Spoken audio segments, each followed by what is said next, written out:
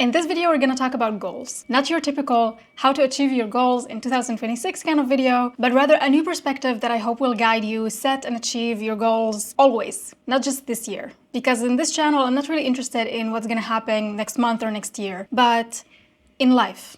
One of my goals in the past year have been to publish one weekly essay on Substack. It used to be two, but I realized that with everything that I have going on in my life, I cannot commit to publishing 2 essays a week, so I stuck to only publishing one. To be honest with you, I have no idea where this commitment to publish weekly essays have come from. I think it's an old habit that stuck with me since my hustling days. But regardless of the reason, I've been finding value in publishing an essay once a week on a specific time because it has been keeping me super motivated to stick to a daily writing schedule. On the last couple of weeks of Christmas though, it wasn't at all motivating. In fact, it was causing me a lot of stress and a lot of guilt. In my full-time job, I work as a contractor. It means that I only get paid for the work that I'm doing. It's project-based. So if I take vacation days, I don't get any paid leave, I don't get even sick days or anything like that. I just get paid for the project that I delivered. And so if I want to keep my salary as it is, if I want to reach a certain income at the end of the month,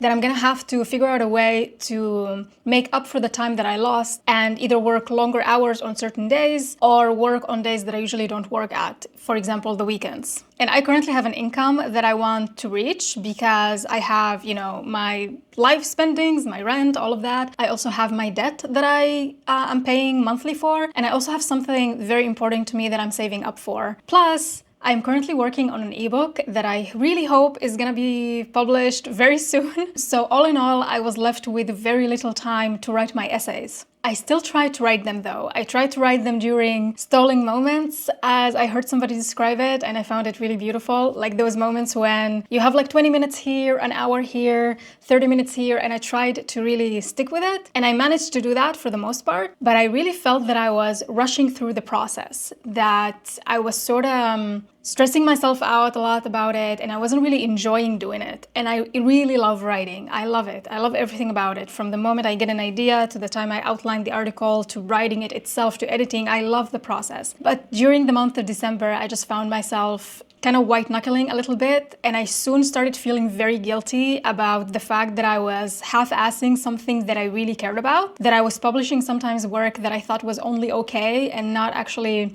like, wow, I'm really proud of this piece of, of writing. Not to say that I'm always proud of my articles. Sometimes I just like reach a point, even when I have all the time in the world, I reach a point when I'm like, okay, enough, like this is not working. I gave it my best shot.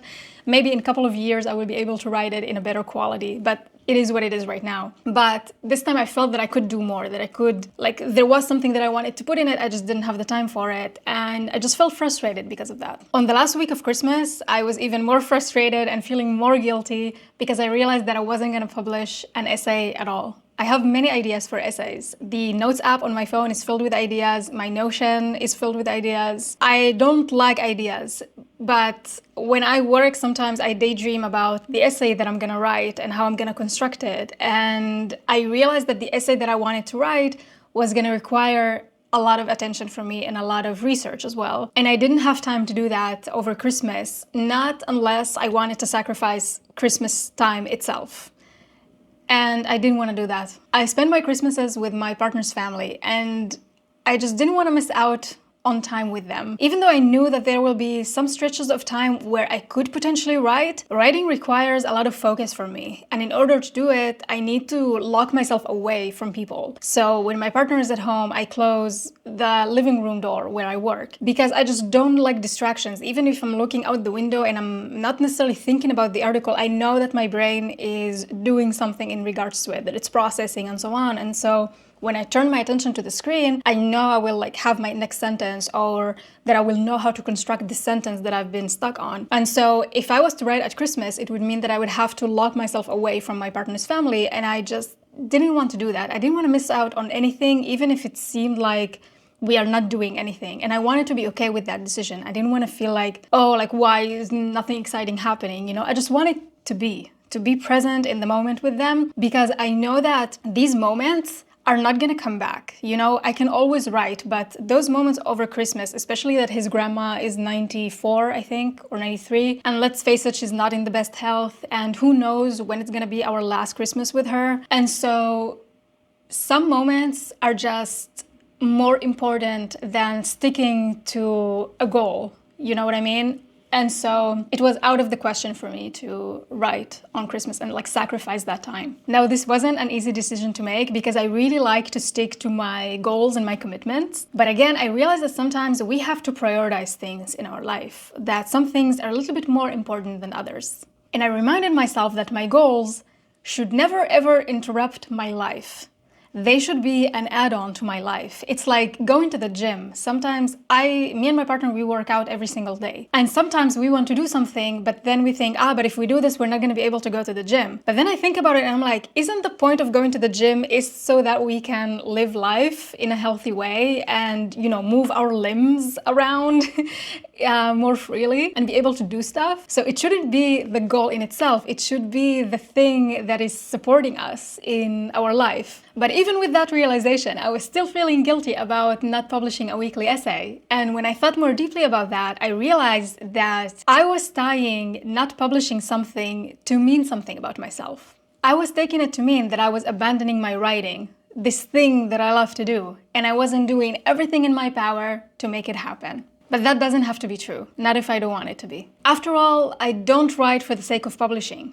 I write to make sense of my life and keep my peace of mind. I publish my writings and also these videos because I hope that my story will help others make a positive change in their life, just like other people's stories have helped me make a positive change in my life. So publishing is an added bonus, but it's not the goal. The goal is writing for the sake of writing, because it's incredibly fulfilling for me. And I think this applies for most of the goals that we set. We set and pursue them not for them. What we're actually after is what they allow us to do, how they make us feel, and the meaning that we attach to them. Over Christmas, I took many walks, and on one of them, the inevitable question, what do I want to do by next year, came to my mind. And almost immediately, I started listing some goals. Hitting X number of subscribers on YouTube, having this number of readers on Substack, having those and those amounts of clients. But as soon as that thought came to me, I stopped. And I asked myself, what do these numbers even mean? Why do they matter? And the answer came very fast. Nothing. They don't mean anything. Because nothing will change if I hit these numbers. I'll still be doing the things that I love to do the most. Reflecting, thinking, observing, questioning, being curious, writing. And I realized that this goal listing with numbers is a not so welcome old habit from the time that I used to pursue things because I wanted to get something out of them, not necessarily because I actually loved doing them. Back when I was trying to build my coaching business, I used to publish almost daily content because I wanted to get visibility. I wanted to attract people. I offered free products because I wanted to lure people into my mailing list. I initiated conversations with people hoping to turn them into paying clients. When none of that worked and I had 0 clients, which is not surprising because I wouldn't want to be my client back then, I got frustrated. I didn't want to pursue these things anymore and I stopped. Not this time. This time I am writing and I'm creating for me because I love doing this. If people happen to resonate with what I'm saying and what I'm sharing and they would like to follow along, that would be amazing. But this is not the end goal. And come to think of it, there is no end goal here. The goal is doing in itself. So when I reflected back on the question, where do I want to be by next year? I flipped it into, how do I want to feel this time next year? And the answer came fast here as well. I want to be at peace and fulfilled in life. And I have no doubt that I will achieve that as long as I keep doing the things that I love. That being said, I still set goals. I want to publish books and I want to grow my YouTube channel and my online and offline community. And I want to become a full-time coach. But I don't care if my books make it to the top of the charts and are successful. And I don't care how many people are in my community. And I don't care how long it will take for me to become a full-time coach. Because I'm not pursuing these goals to get something out of them. Or because I think that they will mean something about me or for me. But because I find great joy in building, creating, and sharing ideas with people. Goals can be amazing motivators. They set us on journeys that lead us to places and growth opportunities and learnings that we would have never thought of because we don't know about them. So the goals are sort of the thing that leads the way for us to discover different things that we didn't know existed. But I think we will do great service to ourselves if we always question, why do we want to achieve certain goals? And remember that for the most part, it's not really the goal itself that we're after. It's actually the feeling that we can get through it.